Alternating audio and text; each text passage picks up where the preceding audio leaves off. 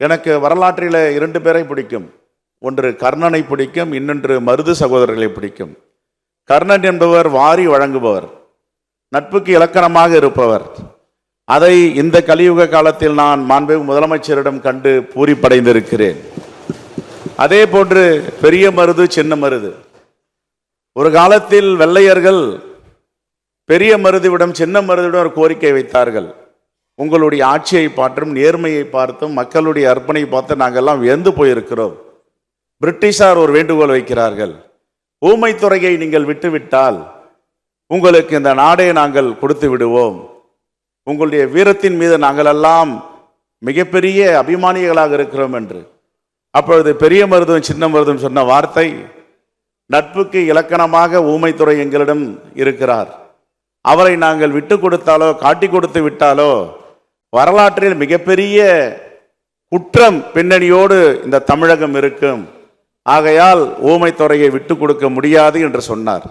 நான் சொல்வதில் 1000 அர்த்தங்கள் இருக்கிறது என்பதை மாண்புமிகு உறுப்பினர்கள் புரிந்திருப்பார்கள். ஆனால் கடைசியில் என்ன ஆனது?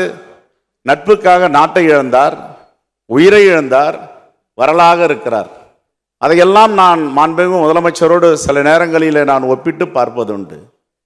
தமிழ் தேசத்திற்காக, தமிழ் மண்ணுக்காக எவ்வளவு பெரிய எதிரி வந்தாலும் தோழமைக்காகவும் இந்த மக்களுக்காகவும் தலை நிமிர்ந்து தமிழ்நாட்டை வழிநடத்தி செல்லுகிறாரே, அதுதான் இந்த கலியுக காலத்தில் நாங்கள் எல்லாம் இப்படிப்பட்ட முதல்வர் தலைமையில் பணியாற்றுவதில் பெருமைப்படுகிறோம்.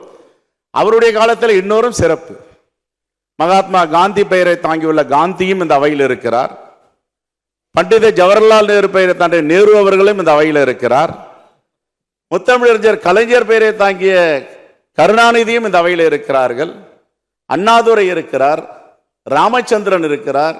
ஏன் நம்முடைய முதலமைச்சர் பெயரை தாங்கிய ஸ்டாலின் அவர்களும் இந்த அவையில் இருக்கிறார்கள். எங்களுக்கு சின்னசாமி, பழனிசாமி என்று இருந்தாலும் பெரிய சாமியும் எங்கள் முன் இங்கு அமர்ந்திருக்கிறார். இதுதான் எங்களுக்கெல்லாம் பெருமை.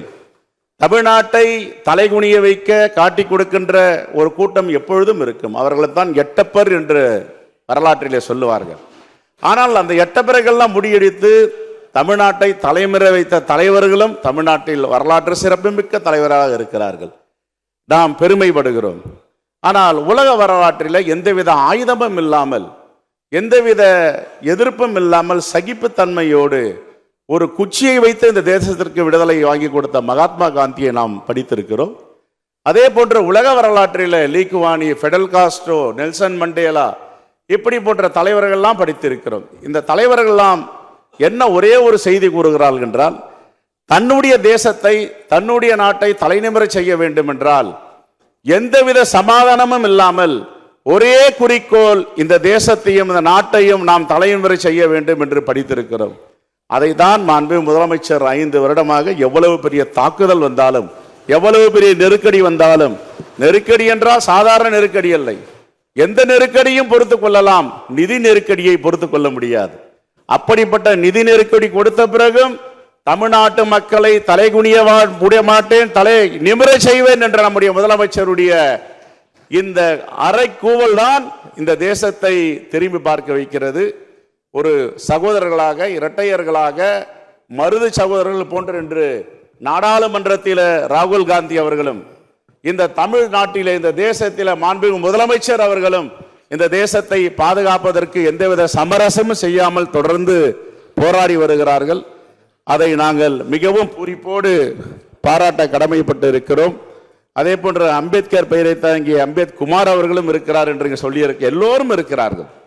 நாட்டை காட்டி கொடுக்கும் சாமிகளும் இருக்கிறார்கள். இந்த நாட்டை மேம்படுத்த வேண்டிய வீராதி வீரர்களும் சூராதி சூரர்களும் பெரிய சாமி அவர்களும் நம்முடைய இருக்கிறார்கள்.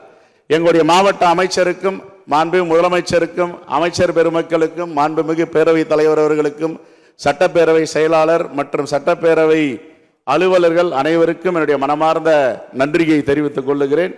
என்னோடு ஒத்துழைப்பு கொடுத்த எங்களுடைய காங்கிரஸ் பேரியக்கை சட்டமன்ற உறுப்பினர்கள், தோழமை கட்சியுடைய சட்டமன்ற உறுப்பினர்கள், அதே போன்று ஆளுங்கட்சியாக இருந்தாலும் ஒன்றோடு ஒன்றாக நாங்கள் இணைந்திருக்கிறோம் என்று அன்பையும் பாசத்தையும் பொழுந்த ஆளுங்கட்சி சட்டப்பேரவை உறுப்பினர்களுக்கும், எதிர்கட்சியாக இருந்தாலும் சில நேரங்களிலே உண்மையை போட்டு சட்டப்பேரவையில உடைத்து விடுவீர்கள் என்று சொல்லிய எதிர்கட்சி சட்டமன்ற உறுப்பினர்களுக்கும், இந்த அவையில் இல்லாமலும் நேற்று கூட ஒரு சின்ன ஒரு பாயிண்ட் ஆஃப் ஆர்டர் கேட்டேன்.